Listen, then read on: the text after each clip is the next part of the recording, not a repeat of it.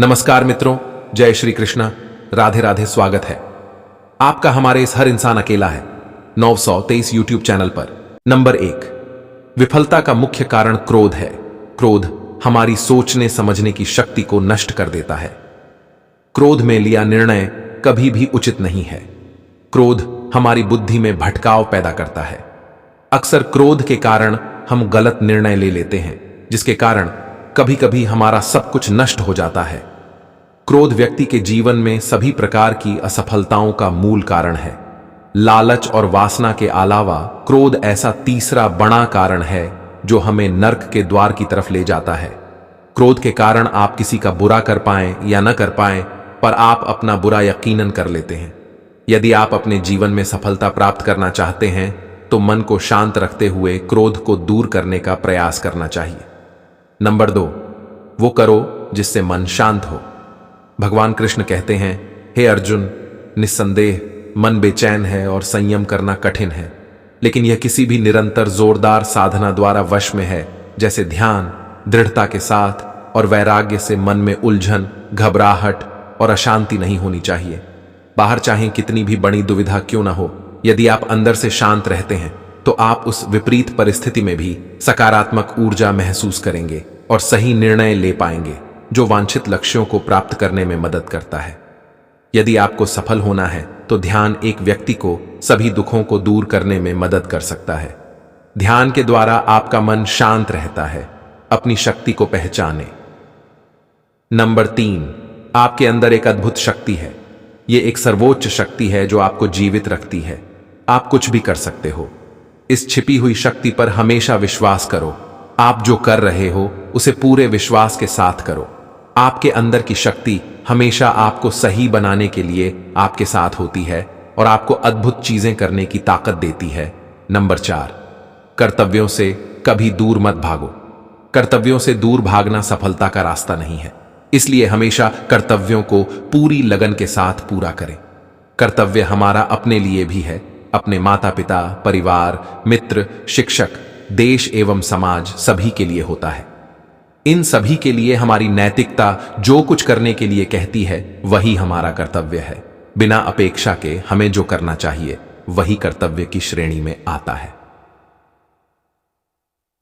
Number 5, कभी संदेह मत कीजिए। भगवत गीता के अनुसार एक संदिग्ध व्यक्ति को इस दुनिया में शांति नहीं हो सकती है।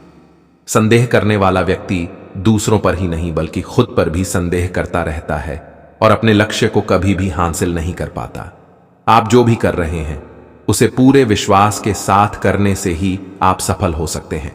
यदि आपको यह संदेह है कि आप सफल होंगे या नहीं, तो आप अपनी ही सफलता पर संदेह कर रहे हैं। जहां संदेह होता है वहां विश्वास नहीं होता। इसलिए कभी संदेह मत कीजिए, बल्कि अपने आप पर पूरा विश्वास रखकर आगे बढ़ाएं। नंबर 6, डर का सामना करो। डर से बचने का सिर्फ एक ही तरीका है कि उसका सामना किया जाए। यदि आपके अंदर कुछ खोने का डर रहेगा तो आप कुछ भी बना नहीं पा सकते। किसी भी समस्या का दृढ़ता से सामना करना चाहिए। यह अंदाजा लगाना मुश्किल नहीं है कि अगर कोई डर ना हो तो जीवन कितना सुंदर होगा। नंबर 7, धार्मिकता के मार्ग पर चलें। महाभारत में एक स्थिति थी जहां अर्जुन दुविधा में थे और वो कृष्ण से पूछते हैं कि क्या वह अपने ही भाइयों के खिलाफ लड़ने के लिए सही हैं? कृष्ण ने उत्तर दिया कि तुम बुराई से लड़ रहे हो, चाहे वे तुम्हारे भाई ही क्यों ना हो। बुराई को नष्ट करना सही है। चाहे जो भी परिस्थिति हो, हमेशा धार्मिकता के मार्ग पर चलो। ध्यान करो और अपनी आत्मा से पूछो कि क्या सही है। आपके अंतरात्मा की आवाज भगवान की आवाज होती है। भगवान की आवाज को अंतरात्मा की आवाज के रूप में सुना जा सकता है और यह केवल तब किया जा सकता है जब हम कुछ समय के लिए शांत मन से ध्यान करते हैं। नंबर 8, परिणामों की परवाह मत करें। कर्म करना आपका कर्तव्य है। परिणामों की परवाह मत करें। आप आपके कर्म, अपने कर्तव्य को नियंत्रण कर सकते हैं, पर परिणामों पर आपका कोई भी नियंत्रण नहीं है। काम का फल आपका मकसद नहीं होना चाहिए और आपको कभी भी निष्क्रिय नहीं होना चाहिए। हमारे अधिकांश फैसले तब प्रभावित होते हैं जब हम उनके परिणामों के बारे में ज्यादा सोचने लगते हैं। यदि सिर्फ आप पुरस्कार के बारे में सोचते रहेंगे तो कर्म कैसे कर पाएंगे? इसलिए केवल कर्म करें। जो व्यक्ति परिणामों की चिंता नहीं करता वो कभी भी हार नहीं सकता। नंबर 9, परिवर्तन के लिए तैयार रहें। परिवर्तन संसार का नियम है, उसके लिए तैयार रहें। परिवर्तन ही जिंदगी का सार है, चाहे वह जिंदगी हो या कुछ और। परिवर्तन के लिए हमेशा तैयार रहना चाहिए। यदि आप इसके लिए तैयार नहीं होते तो आप कभी भी आगे नहीं बढ़ सकते। इसलिए परिवर्तन जरूरी है। अपने दिमाग को विचारशील बनाइए और मार्ग में आने वाली बाधाओं का सामना कीजिए। हमें यह जानना जरूरी है कि राहें कहां कहां तक जाएंगी तथा कहां तक ले जाना है, इसलिए हमेशा विचारशील बनकर रहिए। नंबर 10, उच्च मानक निर्धारित करें। जब आप कार्रवाई के अपने पाठ्यक्रम पर फैसला कर लेते हैं तो अपने स्वयं के सफलता के मानकों को निर्धारित करें। अपनी खुद की सफलता को बेंचमार्क करें और फिर नई ऊंचाई बनाएं। सबसे बड़ी उपलब्धि हासिल करने वालों ने खुद को अधिक से अधिक स्तर हासिल करने के लिए प्रेरित किया है।